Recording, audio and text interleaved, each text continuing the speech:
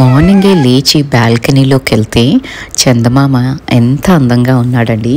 అసలు నేచర్లో small small థింగ్సే ఎంత హ్యాపీనెస్ ఇస్తాయి కదా మనకి. ఆ చందమామను అలా చూస్తూ ఎంతసేపు అయినా మనం అక్కడ నుంచోవచ్చు అనిపిస్తూ ఉంటుంది. కానీ ఇంట్లో పనులు, ఇల్లు మనల్ని పిలుస్తూ ఉంటుంది. సో అక్కడ క్యాప్చర్ అయితే చేశానండి. I tried to capture the glimpse of it so that మీరు కూడా చూసి ఎంజాయ్ చేస్తారు అనేసి వ్యూ అయితే. అండ్ దెన్ ఇంకా నా రెగ్యులర్ రొటీన్లోకి అయితే వచ్చేసాను. హలో ఫ్రెండ్స్, నా పేరు గాయత్రి. నేను ఇక్కడ home organisation and decoration related videos చేస్తూ ఉంటానండి. మీరు కనుక ఫస్ట్ టైం నా ఛానల్ని చూస్తున్నట్టయితే ఈ వీడియో చివరి వరకు చూడండి. నచ్చితే లైక్ చేయటం, సబ్స్క్రైబ్ చేయటం మర్చిపోవద్దు. సో మార్నింగే లేచి ఇంకా పూజ చేసేసుకొని అప్పుడు ఇంకా రెగ్యులర్ పనిలోకి అయితే వచ్చేసాను. అండ్ ఫస్ట్ ఏ పని మొదలు పెట్టాలి అన్న కాఫీ అయితే కావాలి కదండి. ఆ కాఫీ కలుపుకొని ఇవాళ నేను చాలా ఎక్సైటెడ్గా ఉన్నాను అనమాట. ఎందుకంటే మా అమ్మాయి లాస్ట్ ఎగ్జామ్ ఇవాళ. బట్ తనకెంత ఎక్సైట్మెంట్ ఉందో నాకు తెలియదు, కానీ నేను ఎందుకో సూపర్ ఎక్సైటెడ్ ఉన్నాను. మా అమ్మాయి అడుగుతుంది కూడా, నువ్వెందుకు అంత హ్యాపీగా ఉన్నావు, ఎగ్జామ్స్ నాకు కదా అవుతున్నాయి అని. బట్ దెన్ మదర్స్కి అలాగే ఉంటుందేమో. వాళ్ళు చదువుకుంటుంటే కూడా మనకి ఏదో పెద్ద భారంగా, అయ్యో పాపం తెగ చదివేస్తుంది, అయ్యో పాపం తెగ స్ట్రెయిన్ అయిపోతుంది అన్న ఫీలింగ్లో మనం బతికేస్తూ ఉంటాము. వాళ్ళు ఎప్పుడైతే రిలీఫ్గా ఫీల్ అవుతారో, అంటే వాళ్ళ ఎగ్జామ్స్ అయిపోయి కొంచెం రిలాక్స్డ్గా ఉంటారో, అప్పుడు వీ విల్ ఆల్సో పోన్లీ ఇప్పుడు పడుకోవచ్చు, ఇప్పుడు తినచ్చు, ఇప్పుడు రిలాక్స్ అవ్వచ్చు అని మనకు ఒక రిలీఫ్ వస్తూ ఉంటుంది అనిపిస్తుంది నాకు. That is the bond between mother and kid ఏమో. అండ్ ఇంకా బ్రేక్ఫాస్ట్ అయితే చేసేస్తున్నానండి తనకి, సో దట్ తను బ్రేక్ఫాస్ట్ చేసేసి ఎగ్జామ్కి అయితే వెళ్ళిపోతుంది అని. అండ్ ఇంకా తను వెళ్ళినాక యాక్చువల్లీ నిన్న నైట్ గిన్నెలు సెట్ చేయలేదు. సో ఇప్పుడు సెట్ చేస్తుంటే ఈ మిక్సీ ఎప్పుడు లూజ్ అయిపోతుందండి ఆ హ్యాండిల్. నేనేం చేస్తానంటే ఇన్స్టెంట్ ఫిక్స్ అన్నట్టు ఏ నైఫ్ తీసుకోనో దాన్ని స్క్రూ డ్రైవర్ని ఆ స్క్రూని తిప్పేస్తాను. అదేమవుతుంది అంటే సరిగ్గా సెట్ అవ్వదో ఏంటో కానీ మళ్ళీ 2 రోజులకి మళ్ళీ లూజ్గా ఇట్లా ఊగుతూ ఉంటుంది. అండ్ నాకు టెన్షన్ ఏంటంటే ఒక్కసారి ఆ స్క్రూ ఊడిపోయింది అంటే మన హౌస్ హెల్ప్స్ దాన్ని క్లీన్ చేసే పద్ధతికి స్క్రూ ఎక్కడో పడేస్తారు, దాని మీద వాషర్స్ లాంటివి ఉంటాయి కదా అవి పోతాయి. అండ్ హ్యాండిల్ లేకుండానే మనం కుక్కర్ని హ్యాండిల్ చేయాల్సి వస్తుంది. అందుకని కొంచెం కదిలినప్పుడే ఫిక్స్ అయితే చేసుకుంటాను. కానీ ఈసారి ఏంటంటే స్క్రూ డ్రైవర్తో ప్రాపర్లీ ఫిక్స్ చేసుకుంటున్నానండి. ఈ సెట్ ఆఫ్ స్క్రూ డ్రైవర్స్ ఉంటాయి, ఇవి నేను హ్యాండీగా పెట్టుకుంటాను. నాకు హ్యాండీగా ఉండాలి. ఇట్లాంటివి ఏమైనా చిన్న చిన్న రిపేర్స్ అయితే నేను చేసుకోవటానికి ఈజీగా ఉంటాయి. అండ్ అది నేను అమెజాన్లో కొన్నానండి. లింక్ అయితే నా దగ్గర లేదండి. మీరు అమెజాన్లో if you type screw drivers for home use అంటే మీకు వస్తాయండి. నా దగ్గర లింక్ లేదు.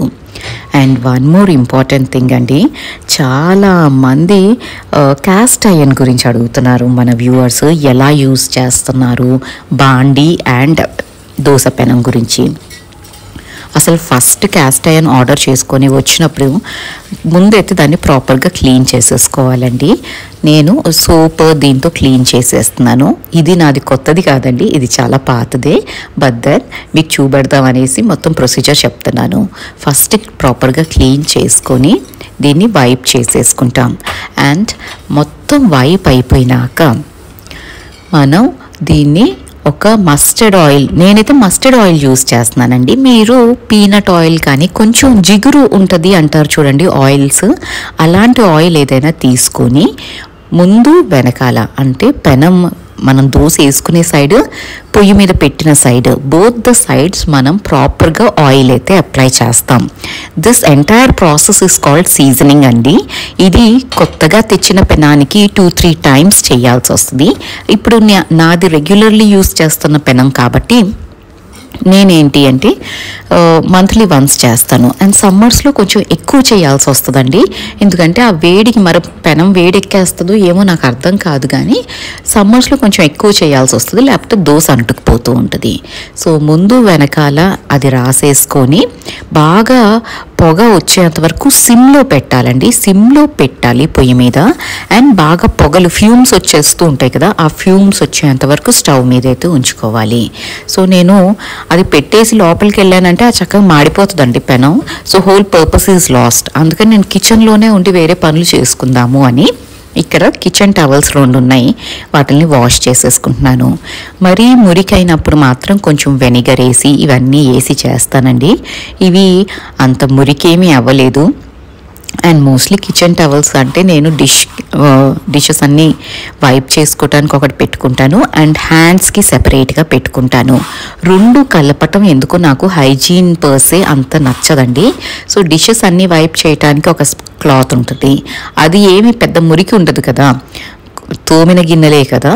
సో అండ్ ఈ హ్యాండ్ వాష్ది మనం హ్యాండ్స్ వైప్ చేసుకునేదైతే ఎంత కాదన్నా కొంచెం అయితే ఉంటుందండి. సో ఆ 2 ప్రాపర్గా క్లీన్ చేసేసుకుంటున్నాను. అండ్ ఇక్కడ లైట్గా ఫ్యూమ్స్ వస్తున్నాయండి, మీకు కనిపిస్తుందో లేదో నాకైతే ఐడియా లేదు. చాలా ట్రై చేశాను వీడియోలో క్యాప్చర్ చేద్దామని, but I'm not really sure if you can see the fumes. పొగలు వచ్చేంతవరకు ఆ పెనాన్ని ఉంచేసుకుని అప్పుడు స్విచ్ ఆఫ్ చేసేసుకోండి ఫ్లేమ్. అండ్ దెన్ అది చల్లపడ్డాక అప్పుడు మీరు నార్మల్ పెనం లాగా యూస్ చేసుకోవచ్చు. ఇది చేసినా కూడా మీకు దోశ అంటుకుంటుంది అంటే ఈ ప్రాసెస్ని 2-3 టైమ్స్ అయితే రిపీట్ చేయండి. కొంచెం పేషెన్స్ కావాలండి క్యాస్ట్ అయన్ని మెయింటైన్ చేయటంలో. అండ్ బాండీ కూడా అడిగారు ఎలా వస్తున్నాయి మీకు అట్లా నాన్ స్టిక్ లాగా ఎట్లా వస్తున్నాయి అనేసి. సేమ్ ప్రొసీజర్ ఫర్ బాండీ కానీ సాస్ ప్యాన్ కానీ ఏదైనా క్యాస్ట్ అయన్కి సేమ్ ప్రొసీజర్ అండి. కొత్తగా కొనుక్కుంటే 2-3 టైమ్స్ ఎక్కువ చేయాలి. నార్మల్ రెగ్యులర్ యూస్ చేసేవి అయితే వన్స్ ఇన్ అ వైల్ ఇట్లా సీజనింగ్ చేసి పెట్టుకున్నామంటే నాన్ స్టిక్ లాగే పనిచేస్తాయండి. అండ్ నేను ఇక్కడ ఈ కిచెన్ టవల్స్ అన్ని వాష్ చేసేసుకొని ఆరేసుకున్నాను. అండ్ ఇవాళ కొంచెం మీగడైతే అక్యూములేట్ అయింది. అండ్ ఆ మీగడని ఇప్పుడు ఇంకా నెయ్యి చేసేసుకుందామని తీసానండి.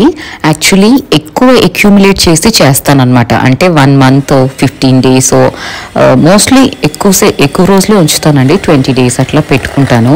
కానీ ఈసారి కొంచెం మీగడ అక్యూములేట్ అయినప్పుడే ఐఎమ్ డూయింగ్ ఇట్ అనమాట. ఎండకి ఏమైనా పాడైపోతుందేమో అని. And there are other reasons as well. So ఇప్పటికైతే దీన్ని బటర్ చేసేసుకుంటున్నానండి. ఈ ప్రొసీజర్ కొంచెం ఉన్నా ఎక్కువ ఉన్నా ఆ ప్రొసీజర్ మాత్రం ఏం తగ్గదు కదండి, పని అయితే ఉంటుంది బటర్ది. అండ్ నాకు అన్నిటికంటే చిరాకు ఏంటి అంటే సమ్మర్స్లో ఈ పని పెట్టుకోవటం. మామూలుగానే మనకి చెమటలు జిడ్డు బంక అంత సమ్మర్స్లో అనిపిస్తూ ఉంటుంది. And on top of it ఈ పని చెయ్యాలి అంటే మాత్రం నాకు ఇంకా వేడిగా అనిపిస్తూ ఉంటుంది అనమాట నెయ్యిది. But then there is no escape అండి, పనులన్నవి చేసుకుంటూ ఉండాలి. ఎండాకాలమైనా వానాకాలమైనా చలికాలమైనా మన ఇంట్లో పనులకి మనకి రిలీఫ్ అయితే ఉండదు. సో అదంతా చేసేసుకొని పొయ్యి మీద అది పెట్టేసుకొని ఈ ప్లాట్ఫామ్ కూడా ఎప్పటికప్పుడు క్లీన్ చేసేసుకుంటూ ఉన్నాం అనుకోండి మనకు పని తగ్గుద్ది. ఎలా ఇల్లు నీట్గా ఉంటుంది అంటే మొత్తం ఇల్లంతా ఒక్కసారి క్లీన్ చేసుకుంటే ఇల్లు నీట్గా ఉండదండి. ఏ పని అయిపోయిన వెంటనే ఆ పోర్షన్ వరకు క్లీన్ చేసేసుకున్నాం అనుకోండి, ఎప్పటి పని అప్పుడు చేసేస్తూ ఏ పోర్షన్లో వర్క్ చేసామో ఆ పోర్షన్ వరకు క్లీన్ చేసేసుకున్నామా అంటే మీ ఇల్లు ఎప్పుడు నీట్గానే ఉంటుంది. అండ్ ఇక్కడ ఇవాళ ఈవినింగ్ హోలికా దహన్ చేస్తారండి మా సొసైటీలో. సో ఫుల్ ప్రోగ్రామ్స్కి అంత అరేంజ్మెంట్స్ అవన్నీ చేస్తున్నారు. సో ఇలా ఏమన్నా ఉన్నప్పుడు నేను 10 సార్లు తిరుగుతూ ఉంటానండి బాల్కనీకి. నాకు ఇదే వాకింగ్ లాగా అనిపిస్తూ ఉంటుంది. నా ఫిట్నెస్ సర్కిల్ కూడా కంప్లీట్ అయిపోతుంది అనమాట. అండ్ ఎగ్జామ్స్ దగ్గర నుంచి అయితే నా వాకింగ్ కొంచెం హెవీగానే అయ్యిందండి. ఈ మధ్యలో చాలా ఇర్రెగ్యులర్గా అయిపోయింది నా వాకింగ్. బయట పనులు అండ్ మా అమ్మాయి ఎగ్జామ్స్, మనం ఏం చెయ్యకపోయినా ఇంట్లో ఉంటే అదొక రకంగా అనిపిస్తూ ఉంటుంది పిల్లలకి. సో నేను అంత వెళ్ళానండి తన ఎగ్జామ్స్ అయ్యేంత వరకు. అండ్ మొన్న జూడియో వెళ్ళానని చెప్పాను కదండి, అక్కడి నుంచి ఈ ఫ్రాక్ తెచ్చుకున్నాను. చాలా బాగుందండి, మెటీరియల్ అసలు ఎంత సాఫ్ట్గా ఉందో. నేను ఎప్పుడు జూడియోలో షాపింగే చేయలేదండి ఫ్రాంక్లీ. ఈసారి అక్కడ ఉంది కదా అనేసి చెక్అవుట్ చేశాను. అన్నీ బాగున్నాయి అంటే నాట్ రియల్లీ ఫిట్టింగ్, కానీ ఈ ఫ్రాక్ అయితే నాకు చాలా బాగా నచ్చింది. ఇది అప్రాక్సిమేట్లీ 899 869 ఏదో అట్లా ఉందండి ప్రైస్.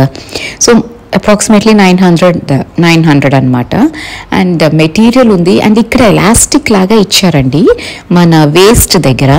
సో చక్కగా వేసుకున్నప్పుడు చక్కగా అట్లా కూర్చుంటుంది అనమాట frock. So I like this. ఇట్లాంటివి చాలానే ఉన్నాయండి వాళ్ళ దగ్గర కలెక్షన్. మీ ఇంటి పక్కన ఎక్కడైనా జూడియో ఉంటే జస్ట్ ఒక్కసారి చెక్అవుట్ చేయండి. సమ్మర్ ఫ్రాక్స్, కాటన్ ఫ్రాక్స్ చాలా బాగున్నాయి. అండ్ హ్యాండ్స్కి కూడా ఎలాస్టిక్ లాంటిది ఇచ్చారు. So it's a free flowing material లాగా బాగుంది. మీకు ఎలా అనిపించింది ఈ డ్రెస్ అన్నది నాకు కొంచెం కామెంట్ చేసి అయితే ఫీడ్బ్యాక్ ఇస్తారా ప్లీజ్. అండ్ ఇక్కడ ఈ శారీ నేను నా లైఫ్లో సొంతగా కొనుక్కున్న ఫస్ట్ శారీ ఏమో అండి. నా చీరలన్నీ అమ్మ కానీ మా వారు కానీ అక్క కానీ పిన్ని కానీ ఎవరో ఒకళ్ళు తెస్తారు. నేనైతే ఇంతవరకు నా శారీ కొనుక్కున్నదే లేదు టు బీ ఆనెస్ట్. ఇది మాత్రం మా కజిన్ తను చేస్తున్నారనమాట ఈ శారీస్ బిజినెస్. సో నాకు తనది రెగ్యులర్లీ చూస్తూ ఉంటాను, కానీ ఏది తెప్పించుకోవాలి అన్నది అసలు నాకు క్లారిటీ ఉండదండి చీరల విషయంలో. బట్ ఒక స్పెసిఫికేషన్ నాకు ఏదైతే ఉంటుంది అంటే మన ట్రెడిషనల్ శారీస్ కట్టుకోవాలి, సింథటిక్ మెటీరియల్ ఇవి కాకుండా మేడ్ ఇన్ ఇండియా మన వీవర్స్ చేసే చీరలు ఎక్కువ మనం కట్టుకోవాలి అనేది అయితే ఉంటుంది. సో అలా కలెక్షన్ అయితే స్టార్ట్ చేశాను మెల్లిగా. అండ్ ఇది నేను మా కజిన్ దగ్గర నుంచి, ఇది గద్వాల్ కాటన్ శారీ అండి విత్ జరీ బార్డర్.